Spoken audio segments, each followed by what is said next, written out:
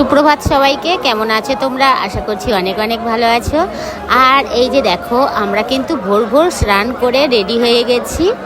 আর শ্রীবিগ্রহের আরতি হয়ে গেছে, আর এখন হচ্ছে গৌর আরতি। যেহেতু আমরা এই চৈতন্য মহাপ্রভুকে নিয়ে আমরা পরিক্রমা করি, আর এই মহাপ্রভুকে এখন আমরা আরতি করছি, স্বয়ং মহারাজ নিজেই করছে। আর আরতি হয়ে গেলে তারপরে আমরা বেরোবো। আজকে খুবই সুন্দর একটা দিন, আর এই সুন্দর দিনে যদি তোমরা ভগবানকে দর্শন করো, আমার তো মনে হয় কৃপালাভ করবেই।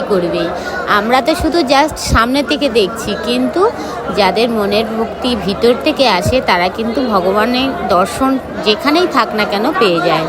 তো এত কথা বলবো না, আজকের একাদশীর দিন কোথায় কোথায় যাব আর কোন কোন জায়গায় পরিক্রমা করব সব কিছু তোমাদের সঙ্গে শেয়ার করব।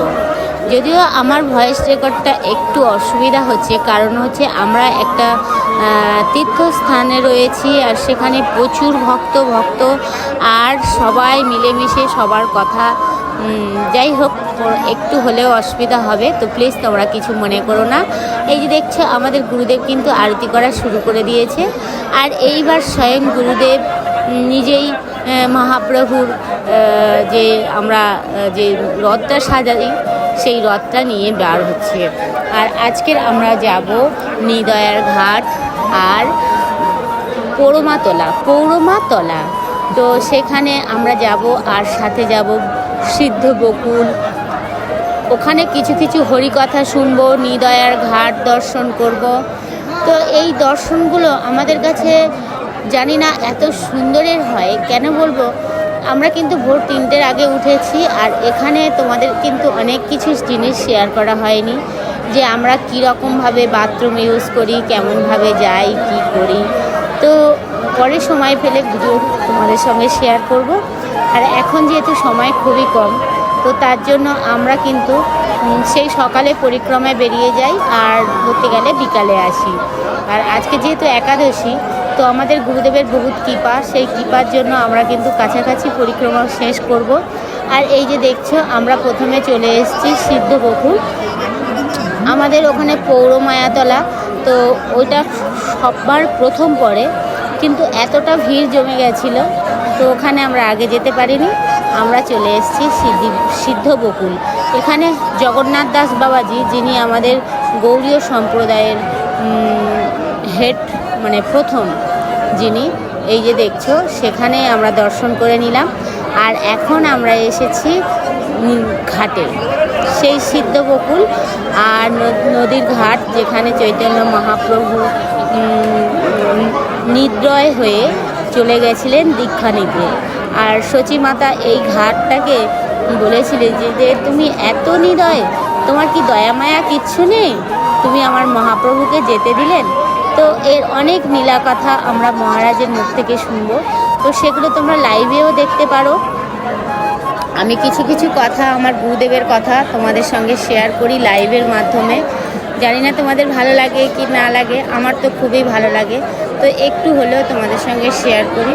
আর এই যে দেখছো, ভক্তগণ প্রচুর জমে গেছে। আর তারপরে আমরা চলে এসেছি নিদয়ার ঘাট। আর এই যে দেখছো নিদয়ার ঘাট, এখানে অনেক ভক্তরা এসছে। আজকের যেহেতু একটা পূর্ণ তিথি, আর যেটাকে আমরা বলি একাদশী তিথি, আর এই একাদশী তিথিতে এত ভক্তগণ এসছে, আর তার মধ্যে জোয়ারটাও প্রচণ্ড বেড়েছে, টানটা। তো গুরুদেবরা বলছিলেন যারা যারা জানো স্নান করতে তারাই নামবে একমাত্র, আর তাছাড়া ওপর থেকে প্রণাম করে জল ছিটিয়ে নেবে। তো অনেকেই নামতে পারছে, কিন্তু আমাদের সঙ্গে যেহেতু সব রকম দেশি বিদেশি থেকে শুরু করে সমস্ত যারা জাতি, সব একসঙ্গে মিলেমিশে সবাই কিন্তু আমরা এসছি। আর দেখছো, সবাই কিন্তু স্নানের জন্য রেডিও হয়ে গেছে। তো যাই হোক, এবার আমরা বেরিয়ে পড়ব। আর এই যে দেখছো, আমরা কিন্তু আগে চলে এসেছি, যেহেতু গুরু মহারাজ ওদিক দিয়ে বেরিয়েছে। প্রথমে যখন গুরু মহারাজ আসছিলেন তখন প্রচণ্ড ভিড় হয়েছিল, সেজন্য আমরাও ঢুকতে পারিনি। আর ওই জন্য আমরা এখান থেকে পরিক্রমা শেষ করে আমরা কিন্তু এই পৌরমাতলায় চলে এসেছি। এখানে কিন্তু তোমরা যদি কোনো দিন আসো বা কোনোভাবে এসেও পড়ো, তোমরা এই পরিক্রমাটা করতে কখনো ভুলবে না। ভগবানের কিন্তু সেবা পুজোটা সবচেয়ে আগে। এই যে দেখছো প্রত্যেকটা মায়েরা কিন্তু সুন্দরভাবে পূজা করছেন। আমিও কিছুটা আমার ভগবানের জন্য বা আমার নিজের জন্য আমি আমার গৌরমাতালায় মাকে আমি সব কিছু মনের কথা খুলে বললাম। এখানে কিন্তু পুরো ঘরটাই কিন্তু কি বলবো, একটা আস্তরণ বললে চলে, সেটা সুন্দর করে একদম ঢাকা রয়েছে বট বৃক্ষ দিয়ে।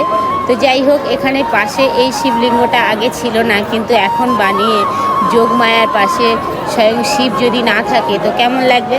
তো পুরোটাই আমরা পরিক্রমা করলাম। আর এই যে দেখছো আমরা এবার বেরিয়ে যাচ্ছি। প্রত্যেকটা ঘর কিন্তু এখানে বট বৃক্ষ দিয়ে একদম ঘরের মতন করে সুন্দর করে আটকা পড়া আছে। আর আমরা পরিক্রমা শেষ করে বাড়িতে চলে এসেছি। আর এই যে দেখছো আমাদের বিগ্রহর কিন্তু প্রচুর খাটনি গেছে, আমাদের সঙ্গে দোল খেতে খেতে গেছে। তো যাই হোক, ওনার এবার বিশ্রাম নেওয়ার সময়। আর আমাদের ভগবানের যে ফুল মালা কিংবা প্রসাদে কিছু দিয়ে থাকে সেইগুলো পাওয়ার পিয়াসী দেখো প্রত্যেকটা ভক্তরা কেমন ঝাঁপিয়ে পড়ছে। এখানে বিদেশি ভক্তরাও চলে এসছে যে একটু কিছু ভগবানের সেবা পাওয়ার জন্য, যে ভগবানের প্রসাদী কিছু। তো সবাই নিচ্ছে। আর আমি ওই ভিড়ের মধ্যে গিয়েছিলাম চেষ্টা করতে, কিন্তু আমি পেয়ে উঠতে পারিনি। যাই হোক, আমার মনে হচ্ছে কৃপা নেই। ভগবানের জন্য একটু ফুল নিয়ে নিলাম আর আমি পিছনে সরে আসলাম। প্রচণ্ড ভিড়, প্রচণ্ড ভিড়। আর এইবার আমার ভগবানকে একদম বিশ্রামের জন্য ভিতরে দেওয়া হবে। আর এখানে দেখছে, তোমাদেরকে দেখাই, দেখো সবাই মিলে কিন্তু আনন্দ করছে। আর ওদিকে কিন্তু আমাদের নৃত্যও শুরু হয়ে গেছে। দেখো প্রত্যেকেই মনে হয় যেন এক বিন্দু জলের আশায় কেমন যেন ছুটে আসছে। আর পিছন থেকে প্রত্যেকটা ভক্তরা কিন্তু ছুটে চলে আসছে একটু ভগবানের প্রসাদে কিছু পাওয়ার জন্য। তো এই দেখো এখন ভগবানের চরণ স্পর্শ করানো হচ্ছে। তো যাই হোক, এই কৃপাটা আমরা পেয়ে থাকি। আর এখন আমাদের মহাপ্রভু যাবেন বিশ্রামে। দেখছো মহাপ্রভু বিশ্রামে যাচ্ছে। আর এদিকে কিন্তু নৃত্য শুরু হয়ে গেছে। প্রত্যেকটা মানুষ দেখো কত সুন্দরভাবে নৃত্য করছে, কীর্তন করছে। আর ভগবানের কথা তো শেষ নেই, কথা সারা দিন চলতে থাকে, সারা দিন চলতে থাকে। আমরা ভাবি যে এই 7টা দিন ফুরিয়ে গেলে আমরা কিভাবে আবার সেই দিনটার আশা করব। যদিও আমরা নিত্য ভগবানকে সেবা করি, কিন্তু সেই সেবা আর এই সেবার মধ্যে দুটোই অনেকটা ফারাক। আর আমরা তো কি বলবো, আমরা তো মুগ্ধ হয়ে সেই সেবাটা দেওয়ার জন্য বসে থাকি। দেখো এত সুন্দর কৃপা, এত সুন্দর ভালোবাসা, এগুলো কিন্তু কোনো ধর্মেই আমি মনে করি পাই না। যেটা আমাদের বৈষ্ণব ধর্মে পাই সেটা কিন্তু অন্য কোনো ধর্মে আমার এত সুখ দেয় না। তো যাই হোক, অনেক কথা বলে ফেললাম। তো দেখছো এখনো পর্যন্ত কিন্তু ভগবানের প্রসাদী ফল ফুল বিলি করা হচ্ছে, দেখছো। আর আমার এমন কৃপা আমি তো পেলামই না, একটুখানি ফুল নিয়ে আমাকে ফিরে আসতে হচ্ছে। তো চলো নৃত্যটা আগে দর্শন করে নিই।